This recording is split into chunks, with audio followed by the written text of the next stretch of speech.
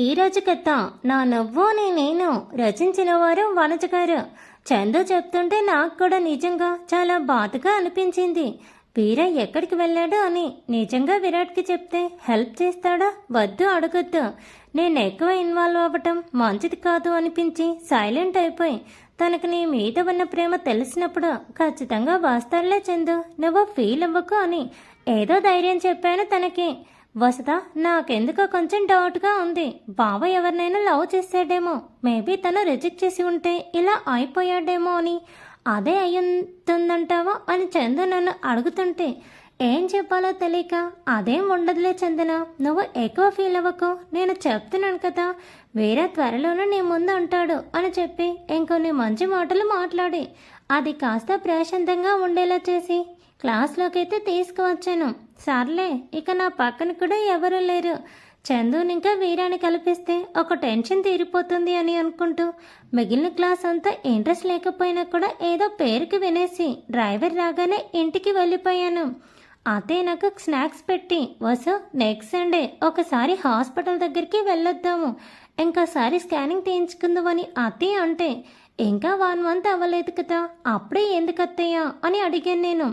ఏమోరా, తానే ఒకసారి రమ్మంది అని చెప్పటంతో సరే అంటూ నోట్స్ రాసుకోవటానికి నా రూమ్లోకి వెళ్ళిపోయాను. నేను ఫోన్ తీశాను వీరాకి చేద్దామని, కానీ ఎందుకో అనిపించింది వాళ్ళు ఎవరు కాల్ చేసినా లిఫ్ట్ చేయడం లేదు కదా, మరి నేను చేస్తే ఏమైనా లిఫ్ట్ చేస్తాడా అనుకుంటూ వీరా నెంబర్కి కాల్ చేయగానే అటువైపు నుండి స్విచ్ ఆఫ్ అని రావటంతో మరీ అంత దిగులుగా కాదు, ఏదో కొంచెం గిల్టీతో ఒక ఫోన్ పక్కన పెట్టేసి నా నోట్స్ రాసుకుంటూ ఉండగా విరాట్ నుండి నాకు రహస్య కాల్ వచ్చింది. ఇక అది మాట్లాడుతూ అర్ధరాత్రి వరకు బిజీ అయిపోయాను అనుకుంటున్నారా? అంత సీన్ లేదు, మాట్లాడితే మహా అయితే ఒక అరగంట అంతే కదా. సరే, ఏదైతే అది జరిగింది, ఒకసారి విరాట్నే అడుగుదాం, పాపం నా వల్లే కదా వీరా వాళ్ళ ఫ్యామిలీకి దూరం అయ్యాడు అనుకుంటూ. విరాట్, నాకు ఒక చిన్న హెల్ప్ కావాలి, చేస్తావా అని అడిగాను నేను. వర్క్ చేసుకుంటూ ఉన్నాడో ఏమో అని సమాధానాలు మాత్రమే ఇస్తున్నాడు విరాట్. సరే, బిజీగా ఉన్నావేమో, తర్వాత అడుగుతానని నేను అంటే ఉంటే వెంటనే ఫేస్ టైం ఆన్ చేసి ల్యాప్టాప్ పక్కన పెట్టి, లేదులే చెప్పు, ఏం హెల్ప్ కావాలి అని అడిగాడు విరాట్. అది అది అని నిన్ను నాంచుతూ ఉంటే, ఫాస్ట్గా చెప్పవే, ఇంకా డిన్నర్ కూడా చేయలేదు అని విరాట్ అంటుంటే ఎలా చెప్పాలో తెలియడం లేదు. కానీ నువ్వు మాత్రం నాకు ఒక హెల్ప్ చేయాలి అని అడిగాను నేను. మనీ ఏమైనా కావాలా అని వెంటనే అన్నాడు. నువ్వు ఇచ్చిన కార్డ్ ఇంకా నా దగ్గర ఉంది, నేను అసలు యూజే చేయలేదు, నాకేం అవసరం ఉంటుంది విరాట్ మనీతో అని అన్నాను నేను. మరి ఇంకేం హెల్ప్ కావాలరా? ఎగ్జామ్స్లో లెక్చరర్ని మేనేజ్ చేసి కాపీ కొట్టేలాంటి హెల్ప్ ఏమైనా ప్లాన్ చేసావా అని విరాట్ అడగటంతో, చీచి, నీకెలా కనిపిస్తున్నా విరాట్, నేను కావాలంటే ఫెయిల్ అయినా అవుతా, కానీ నేను మాత్రం ఇలాంటి వాటిలో అస్సలు హెల్ప్ అడగను అని చెప్పి, సరేలే, ఈ రోజు ఎందుకో ముహూర్తం బాగాలేనట్టుంది, నేను తర్వాత అడుగుతానని చెప్పి వెంటనే విరాట్కి మాట్లాడే అవకాశం ఇవ్వకుండా ఫోన్ కట్ చేసేసాను నేను. ఒకవేళ నేను ఇప్పుడు ఒక నెంబర్ ఇస్తాను, అది పేరు చెప్పాలి కాబట్టి వీరేంద్ర అని చెప్తాను.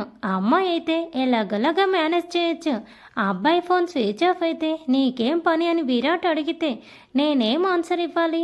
దేవుడా, నువ్వే నాకు ఈ విషయంలో ఎలాగైనా హెల్ప్ చేయాలయ్యా అని అనుకుంటూ రేపు కొంచెం మంచిగా ప్రిపేర్ అయ్యి ఈ విషయం విరాట్ని అడిగేద్దామనుకుంటూ ఎప్పటికో పడుకున్నాను నేను. మీకు విషయం తెలుసా, ఇప్పుడు మా ఇంట్లో నాకు ఒకదాన్ని పడుకోవటం అలవాటైపోయింది, కాబట్టి నా రూమ్లో నేనే హ్యాపీగా బొజ్జునేసా.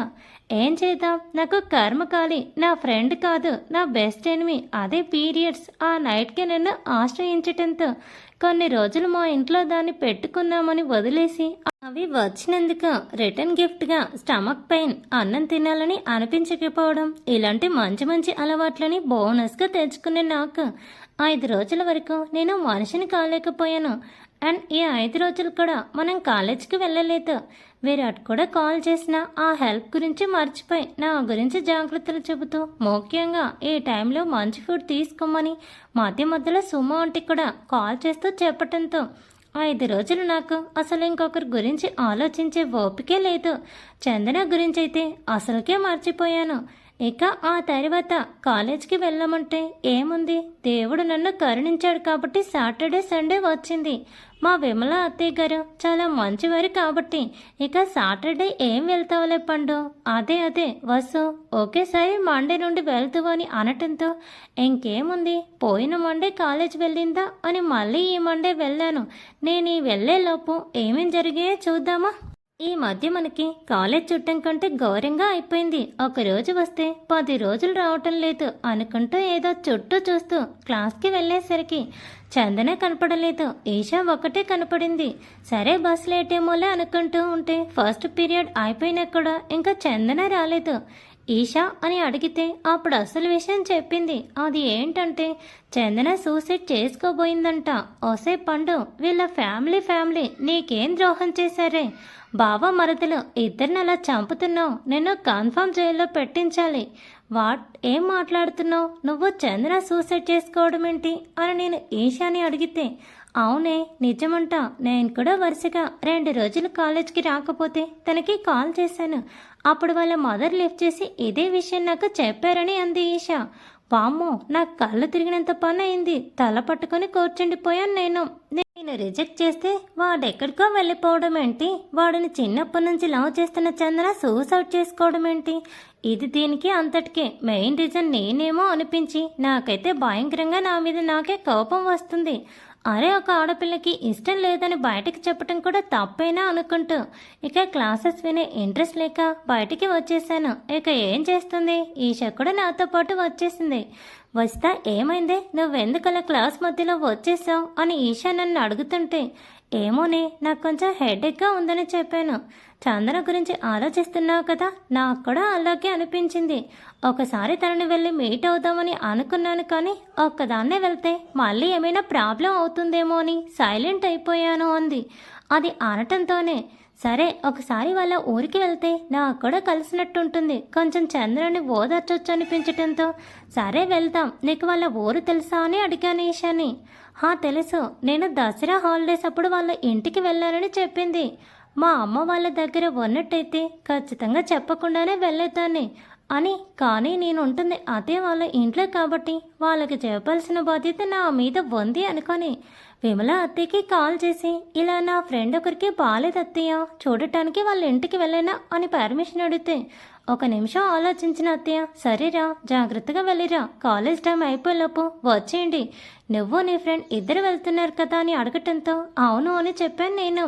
ఇక ఇద్దరం ఆ రోజు కాలేజ్ ఎగ్గొట్టి చందన ప్లస్ వీర వాళ్ళ ఊరికి బయలుదేరాము. వాళ్ళ ఊరికి bus plus autos any time ఉంటాయి కాబట్టి ఈజీగా గంటలోపే చందన ఇంట్లో ఉంటే తను మాత్రం పల్స్ కట్టించుకొని ఒక మంచం మీద పడుకొని ఉంది. చందనాన్ని చూడటంతోనే నాకు చాలా బాధగా అనిపించి వీర మీద మామూలు కోపం రాలేదు నాకు. ఇద్దరే లోపలికి వెళ్తూ ఉంటే ఒక ఆవిడ ఆపేసింది మమ్మల్ని. Thanks for watching. Please subscribe my channel for more videos.